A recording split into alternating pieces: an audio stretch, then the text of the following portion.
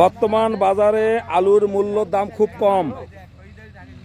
বর্তমান বাজারে আলুর দাম খুবই কম। কে আলু কার নেয় নাকি?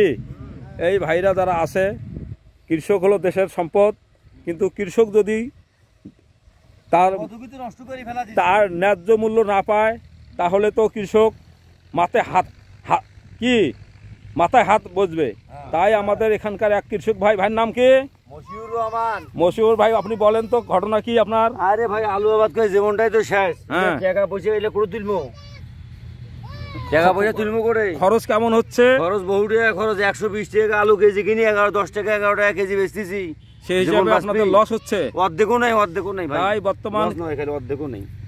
কৃষি মন্ত্রীকে রিকোয়েস্ট করছি আলুর দামটা যেন আমাদের কৃষক ভাইদের সহনীয় মধ্যে থাকে এবং তারা যেন ন্যায্য মূল্য পায়। হ্যাঁ ভাই।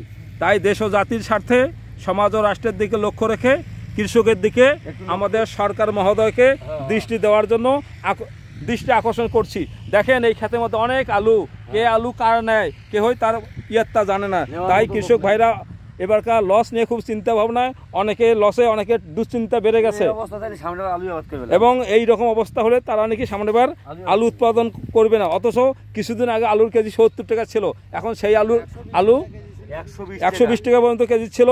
সেই আলু এখন 10 টাকা কেজি কিনছি। আমরা কেজি কিনছি, কৃষক মানুষ 140 টাকা 20 টাকা করে কেজি কিনছি।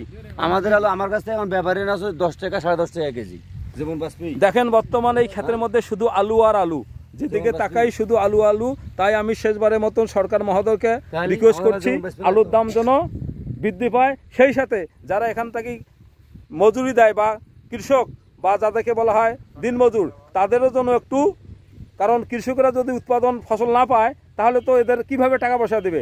তাই বর্তমান মাননীয় প্রধান উপদেষ্টা দৃষ্টি আকর্ষণ করছি আলুর যেন একটু কৃষকদের জন্য লস না হয়।